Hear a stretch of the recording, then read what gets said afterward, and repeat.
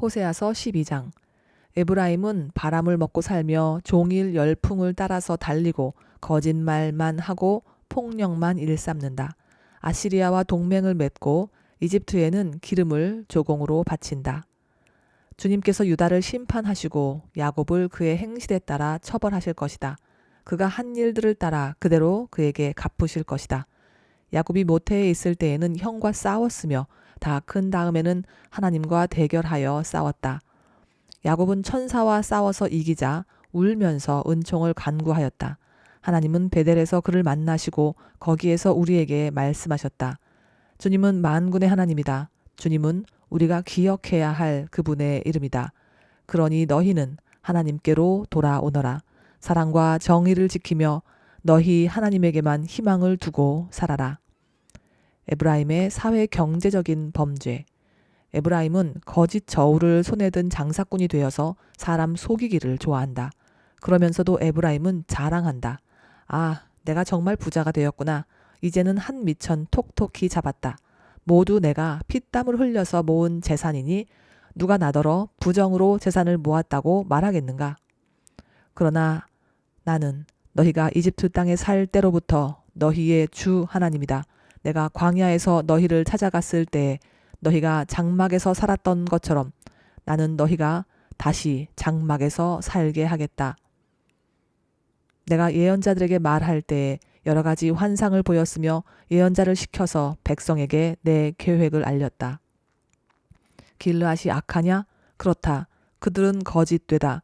길갈에서는 사람들이 황소를 잡아서 제물로 바치고 있다. 그들의 제단이 들녘의 돌더미처럼 많다. 우리 조상 야곱은 메소포타미아 평야로 달아나야 했다.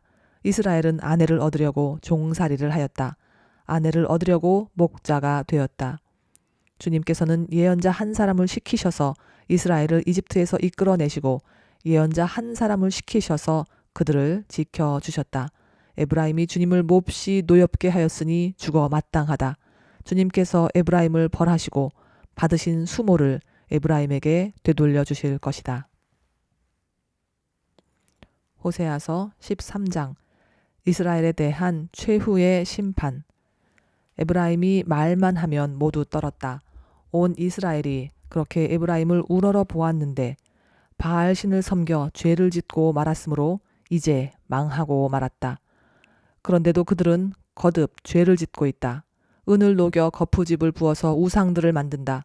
제주껏 만든 은신상들, 그것들은 모두 세공업자들이 만든 것인데도 그들은 이 신상 앞에 제물을 바치라고 하면서 송아지 신상들에게 입을 맞춘다.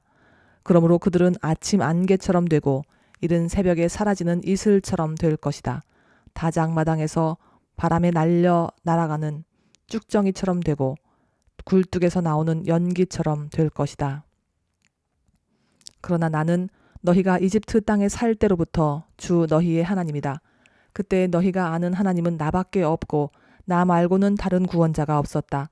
나는 저 광야에서 그 메마른 땅에서 너희를 먹이고 살렸다. 그들을 잘 먹였더니 먹는 대로 배가 불렀고 배가 부를수록 마음이 교만해지더니 마침내 나를 잊었다.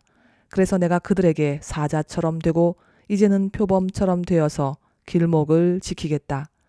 새끼 빼앗긴 암곰처럼 그들에게 달려들어 염통을 갈기갈기 찢을 것이다. 암사자처럼 그 자리에서 그들을 뜯어먹을 것이다. 들짐승들이 그들을 남김없이 찢어 먹을 것이다. 이스라엘아, 네가 나를 대적하니 너를 돕는 자를 대적하니 너는 이제 망했다. 왕과 대신들을 세워달라고 조르더니 도대체 너의 왕이 지금 어디에 있느냐? 너를 구원하라고 하여라. 대신들이 지금 어디에 있느냐? 너의 모든 성읍에서 샅샅이 찾아보아라. 너를 궁지에서 건져달라고 하라. 내가 홧김에 너에게 왕을 주었으나 분을 참을 수 없어서 너의 왕을 없애버렸다.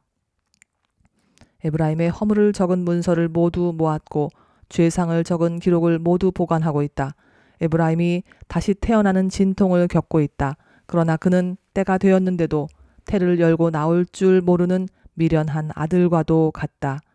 내가 그들을 스올의 권세에서 속량하며 내가 그들을 사망에서 구속하겠다. 사망아, 네 재앙이 어디 있느냐? 스오라, 네 멸망이 어디 있느냐? 이제는 내게 동정심 같은 것은 없다.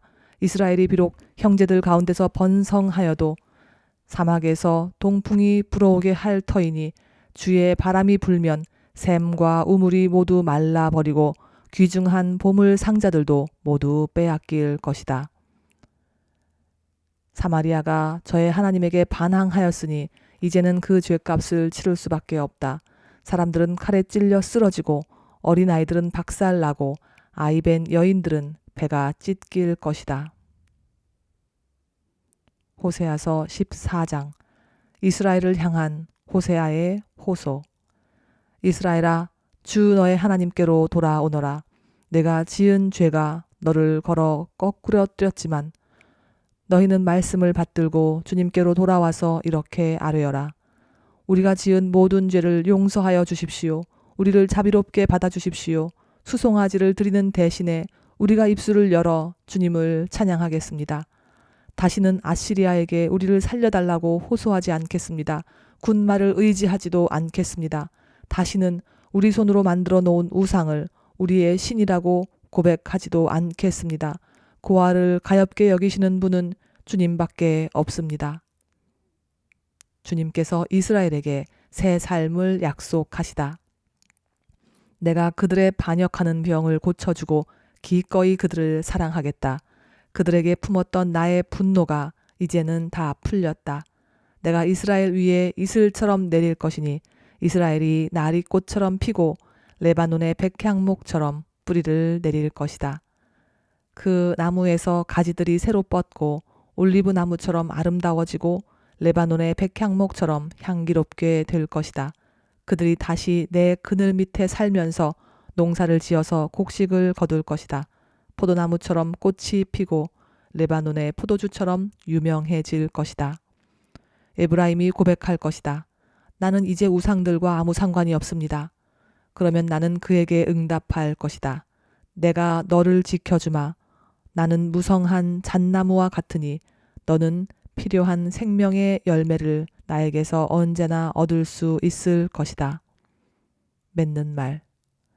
지혜로운 사람은 여기에 쓴 것을 깨달아라. 총명한 사람은 이것을 마음에 새겨라. 주님의 길은 올바르다. 의로운 백성은 그 길을 따라 살지만 죄인은 비틀거리며 넘어질 것이다. 아멘.